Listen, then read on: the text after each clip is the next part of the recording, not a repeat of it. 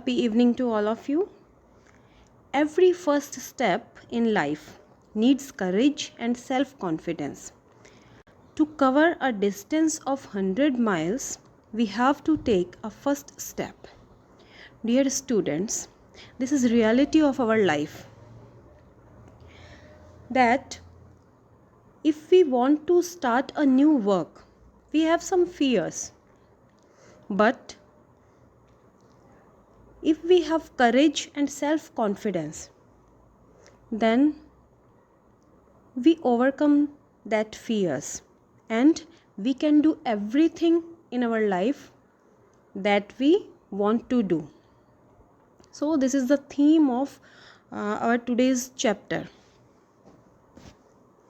Yes, today we are going to revise chapter number 3, 2 stories about flying, and the first story is His First Flight by Liam O'Flaherty. Yes, here is the introduction of the chapter. The chapter is about a young seagull.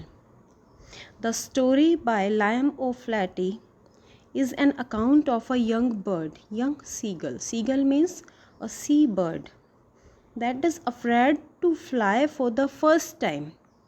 Thus, it was his mother that compelled him to fly by using food as a trap. Means his mother used a fish to provoke him to fly. As you have already studied in this chapter, the lesson reflects how one hesitates to take the first step, and that fear is all in the mind. So now let's watch the video about this chapter. Little snowy seagull was sitting on the ledge of a rock.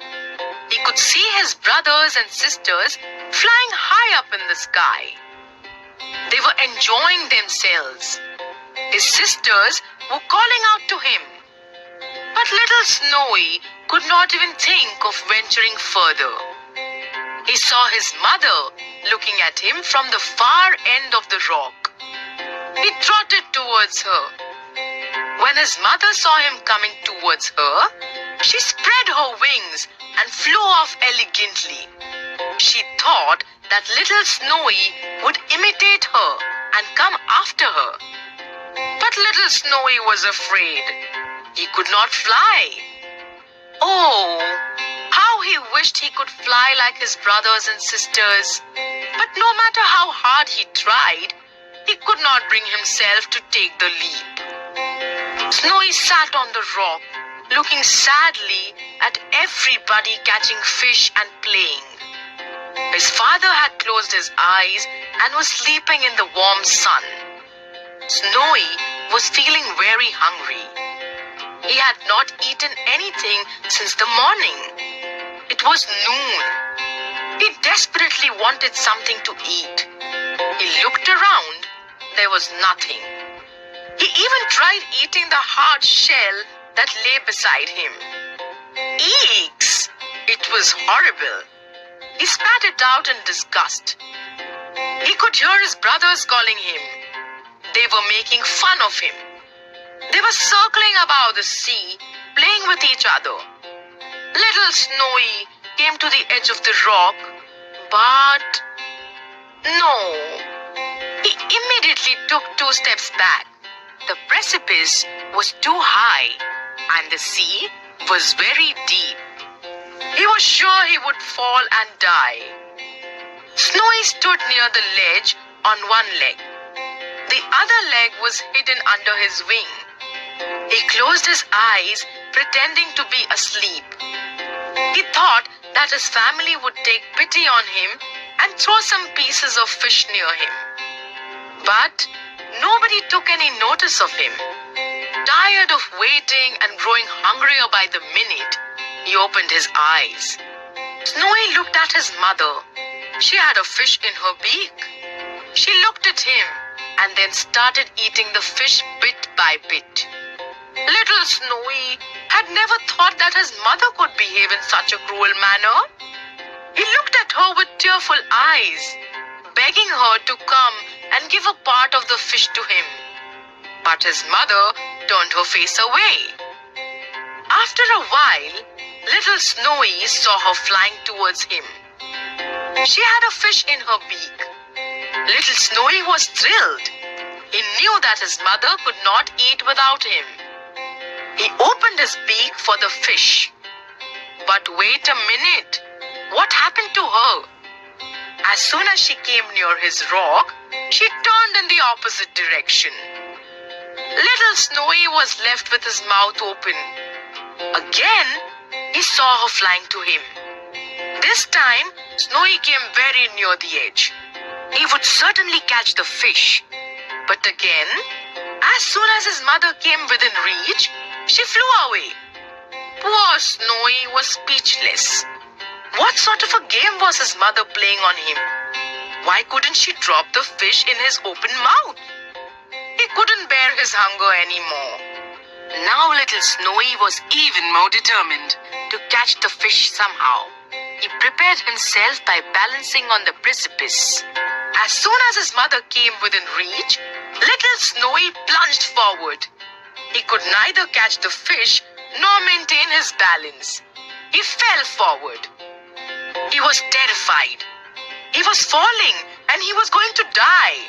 Suddenly he spread his wings and flapped them vigorously. What a wonder! Little Snowy could fly. He flapped his wings harder and managed to soar high up in the sky. He felt so free. He looked here and there with pride. He dived into the sea and caught a trout. It was delicious. After staying hungry for such a long time, Snowy wanted to eat as much as he could. He could see how proud his parents were feeling. He was happy. His brothers called out to him. Snowy felt so grown up. He flew to be near them. After flying and eating to his heart's content, Snowy felt tired. He wanted to rest. He tried to land on the blue sea beneath. His family had landed on it many times. He swooped down and tried to stand on the sea. Hey! What was this? His feet were sinking below. Oh my God! He was going to drown. He screamed for his mother to come and save him. But nobody came to his rescue. He felt sick and tried desperately to flap his wings and fly. But he could not do it.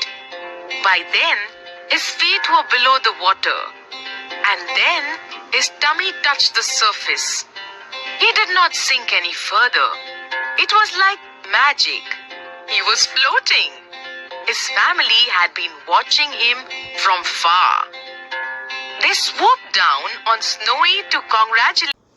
Now these are some difficult word from this video clip, and here the young seagull is named as Snowy, but you don't need to remember this name because this is not given in your chapter. There is only the young seagull. Now this is the story map of this chapter. Main characters are a young seagull, his parents, his young sibling. Sibling means brothers and sisters. Setting the story is set near a sea where a family of seagulls live on a ledge. Theme: the story deals with the theme of overcoming one's fear, and these are events of the story. I hope now this story is very much clear to you. So these are extract based questions for 4 marks. You can do easily these questions. You have to read the extract and answer these questions. This is on also the question, short answer type question. Question number 1: what happened when the young seagull dived at the fish picked up by his mother? These questions are very easy to attempt because this story is a bedtime children story. This chapter is a bedtime children story. So this is very interesting and very easy. Second question is: how did the seagull feel when his belly touched the green sea? Third is: why was the young seagull afraid? Because he did not believe on his wings. Question number 4. What did the young seagull do to attract his mother's attention? This is given in your chapter. You read the chapter carefully and then you will be able to attempt all these questions. Question number 5. The young seagull was afraid of flying. Why? This is the same question. Number 3. Question 6. How did the young seagull and his family celebrate his first flight? So this is also given in your chapter. These are some hot questions, long answer type questions. Question number 1. A young seagull is too afraid to fly. His father and mother threaten him and cajole him to fly. Don't you think that such type of strategy is followed by almost all parents to make their children learn? Substantiate your answer with the example. Here you take some incidents from the chapter and you use your thoughts also. You can write this answer in your words. Question number 2. What role was played by the family of the seagull to train him in the art of flying? All attempts you have to write in this answer. Question number 3. Do you think hunger was a good motivation for the young seagull in his first flight? This question is totally based on your thinking. So this was the chapter story, and these are some based questions from the story, and you are to do these questions in written. Thank you and have a nice learning.